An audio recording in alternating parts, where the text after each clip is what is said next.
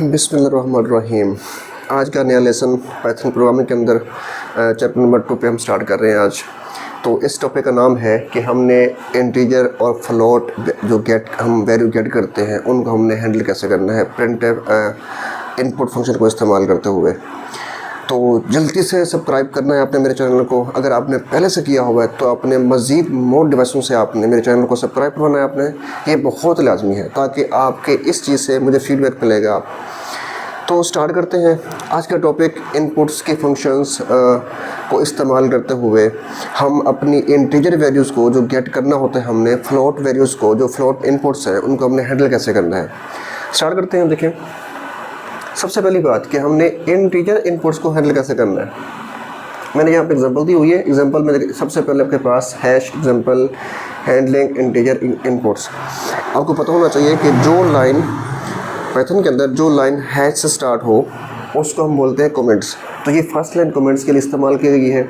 हम यहाँ पे हम बता रहे हैं कि हमने इंटीजर इनपुट्स को हैंडल कैसे करना है, ठीक है। अब यूज़र एज एक फंक्शन वेरिएबल का नाम है। आपको पता होगा कि वेरिएबल के नेम को लिखते कैसे हैं। वेरिएबल को नेम कर लिखने के लिए कुछ रूल्स हैं, वो मैंने प्रीवियस लेसन में बताया हुआ है। अगर आपको नहीं पता कि वेरिएबल्स किस तरह हम लिखते हैं तो आप उस वीडियो को लाजमी देखिएगा ताकि आपको इस चीज़ का आइडिया हो कि आप वेरिएबल्स के नेम को कैसे लिख सकते हैं। ये है यूज़र एज, ये है वेरिएबल का नेम इक्वल इनपुट इन यहाँ पे एंट लिखा हुआ है, उसके बाद इनपुट, उसके बाद integer age, enter your age. अब देखिए ये जो आपके पास फंक्शन है इनपुट एंटर योर एज, ये इनपुट का फंक्शन है जो क्या करेगा, आपकी वैल्यू को गेट करेगा। अब मिसाल के तौर पर अगर मैं फॉर एग्जाम्पल मिसाल के तौर पर देता हूँ, यहाँ पे मैं 50 या 20 या 30 या 30 में यहाँ पे लिखता हूँ 30। इस फंक्शन को चलने के बाद मैं 30 गेट करवाता हूँ इस फंक्शन को इस्तेमाल करते हुए। तो ये 30 क्या करेगा, ये फंक्शन क्या करेगा, इस 30 को कन्वर्ट करेगा किस में, इंटीजर के अंदर। तो सुनिएगा, आपको पता होना चाहिए कि इनपुट का फंक्शन जो चीज़ गेट करता है वो एज ए स्ट्रिंग गेट करता है। तो अगर मैं यहाँ पे इंट ना लिखूँ तो जो ये 30 होगा एज ए कंसिडर होगा कि ये स्ट्रिंग है। तो इनपुट का ये फंक्शन जब ये 30 को गेट करेगा तो इस एंड के अकॉर्डिंग ये क्या करेगा, इस 30 को एंड में कन्वर्ट करेगा। जब ये कन्वर्ट हो जाएगा फिर ये रिज़ल्ट इसको मिलेगा, इस वेरिएबल को। तो 30 किसको मिल गया यहाँ पे, यूज़र एज को, यानी कि इस टाइम यूज़र एज की जो वैल्यू होगी वो क्या होगी, 30 होगी। दोबारा सुनिएगा, ये इनपुट फंक्शन आपकी वैल्यू को गेट करेगा। वैल्यू को गेट करने के बाद जब मैंने यहाँ पे एंड लिखा हुआ है, इसका मतलब जो मेरी यहाँ पे वैल्यू आएगी इस फंक्शन के अकॉर्डिंग वो यहाँ पे कन्वर्ट होगी इसके अकॉर्डिंग, एंड के अकॉर्डिंग। फिर जब ये कन्वर्ट होगी, कन्वर्ट होने के बाद फिर वो वैल्यू इस वेरिएबल में स्टोर हो जाएगी। तो मैंने यहाँ पर क्या किया हुआ है, प्रिंट को इस्तेमाल करके यूज़र एज की वैल्यू को मैंने यहाँ पे प्रिंट किया हुआ है, ठीक है।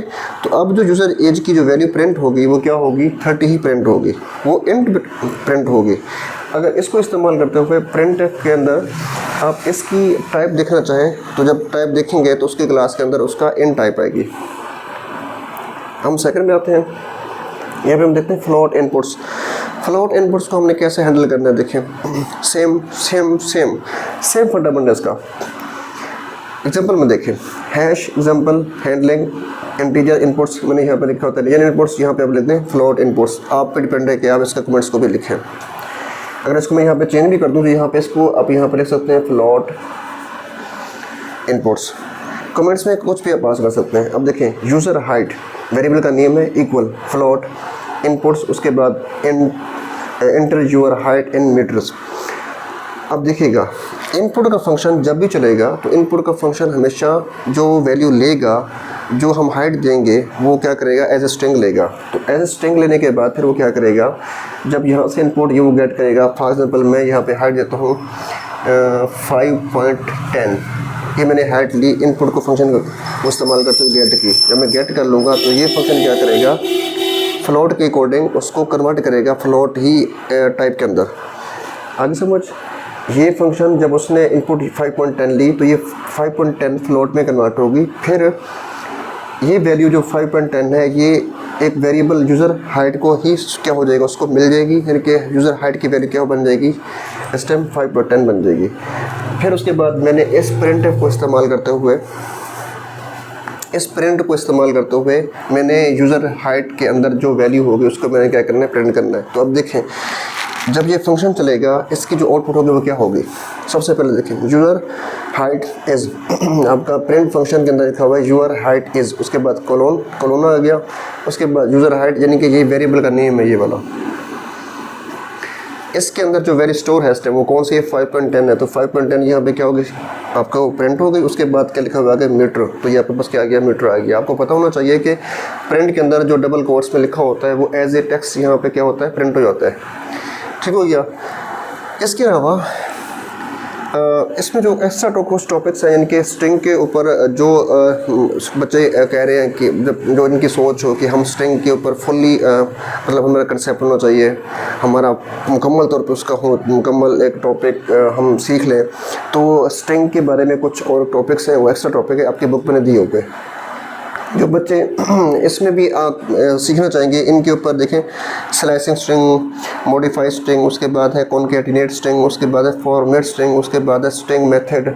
ये कुछ एक्स्ट्रा टॉपिक्स हैं, इनके ऊपर मैं वीडियोस के लेसन बना के सेंड कर दूंगा, आपके प्लेलिस्ट में मौजूद हो जाएंगे, आ जाएंगे वहाँ पे। ठीक है, अगर कोई बच्चा देखना चाहेगा तो वो देख सकता है, यहाँ पर सीख सकता है वो।